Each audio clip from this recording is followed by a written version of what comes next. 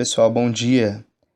Eu vou estar recapitulando aqui vírus, características gerais e classificação, né? Lembrando que a atual situação aí do mundo está como está por conta de um vírus que já existia e foi mutado. Depois eu até posso gravar uma aula especificamente do coronavírus para vocês. Mas vamos lembrar aqui algumas coisas. Definição, então, até um determinado período na história, eles não conseguiam identificar vírus por conta do seu tamanho. Ele é muito menor do que uma bactéria, né? Tem diversos tipos de vírus. O vírus da gripe, por exemplo, que é a influenza, zika e coronavírus aí também. Gera-se discussão se ela é um ser vivo ou não, porque ele não segue a classificação da teoria celular, né? Então, na história da biologia, o vírus foi uma estrutura que foi muito questionada.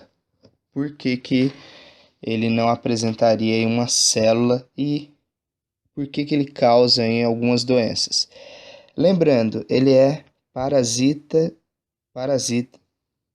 intracelular obrigatório, ou seja, eles só se reproduzem no interior das células, não apresentam metabolismo, usam o metabolismo das células para se reproduzir.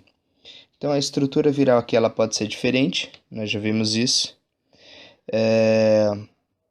Ele vai apresentar um material genético que pode ser DNA ou RNA, um capsídeo, um envelope, alguns vírus são envelopados, o coronavírus é um vírus que é envelopado, tá? E essas estruturas para fora aqui da cápsula são as glicoproteínas, tá?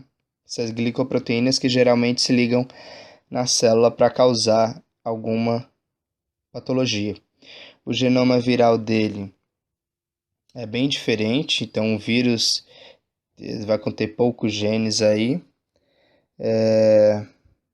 Então você tem aqui a referência mais ou menos o genoma humano de 30 a 40 mil genes e os genes bacterianos aí, e podem até ter 200, então é bem menor. Nós já vimos essa parte também. Sobre o envelope, eles podem ser ou não envelopados, podem ser constituídos de DNA ou de RNA, então não tem aquela padronização como nos outros organismos. E o problema de um vírus envelopado é que o sistema imunológico ele tem uma maior dificuldade para realizar a fagocitose, né?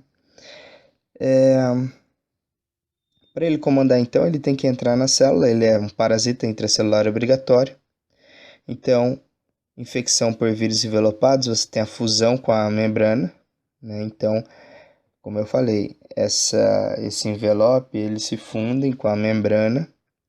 Tem uma infecção aqui, um processo de endocitose realizado pela célula infectada e a infecção pela injeção do material genético do vírus na célula. Então, o vírus, nas células, eles deixam o material genético dentro das células e assim eles conseguem, esse material genético ele vai ser metabolizado junto com os outros compostos.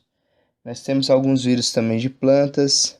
Uma das coisas muito importantes aqui é que esses vírus, né, eles acabam agredindo aí plantações e aí nós temos um problema na economia porque pode perder aí muitas plantações, né? O vírus, sobre a especificidade dele, então, a hipótese mais aceita é que ele deriva de fragmentos de ácidos nucleicos que escaparam, por isso que ele tem eles são um organismo intimamente ligado a alguns tipos celulares, né? Normalmente um tipo de vírus só é capaz de infectar um certo grupo de células. Então, só que tem outros que vão infectar mais de um tipo, mas geralmente somente um tipo celular. Aqui dos tipos eu já expliquei também, vírus de RNA, DNA e retrovírus, cada qual com sua especificidade, né? Leiam essa parte aqui, se tiverem dúvidas podem perguntar. Lembrando que retrovírus aqui, ó, realiza transcriptase reversa, então ele tem que mudar o RNA, né, dele para DNA, aí sim ele consegue fazer com que a célula faça todo o processo de metabolismo. Então a reprodução viral você tem aqui nos bacteriófagos. Bacteriófagos que são vírus que atacam especificamente bactérias. Você tem ciclo lítico, tá? No ciclo lítico aqui você tem absorção e penetração. Então ele vai deixar o material genético. Pode iniciar um dos dois ciclos. Vai ter a biossíntese. A biossíntese é que o DNA do fago conduz a síntese de componentes virais na célula hospedeira. Depois a maturação e liberação dessas células, formando vírus. A célula hospedeira sofre lise. Preste atenção para você diferenciar aqui.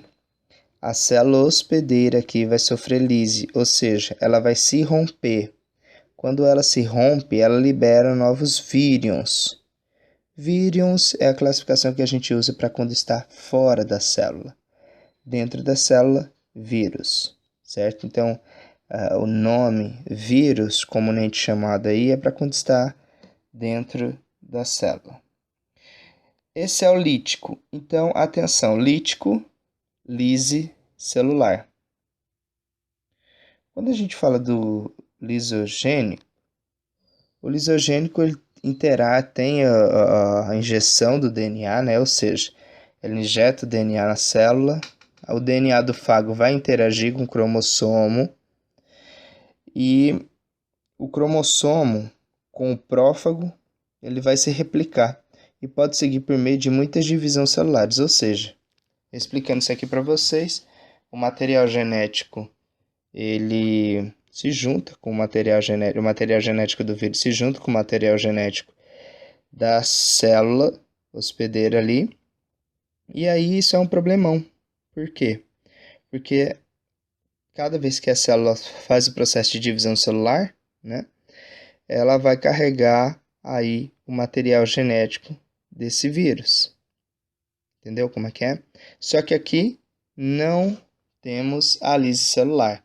Ela não se rompe, mas o material genético do vírus ele fica integrado ao material genético da célula hospedeira. Nós temos outros tipos aqui, viroides, virusoides e príons, explicados já em aula, e os exercícios para vocês realizarem. Então eu estou à disposição, vou deixar aqui os exercícios sobre vírus para vocês no portal. Até a próxima, um grande abraço.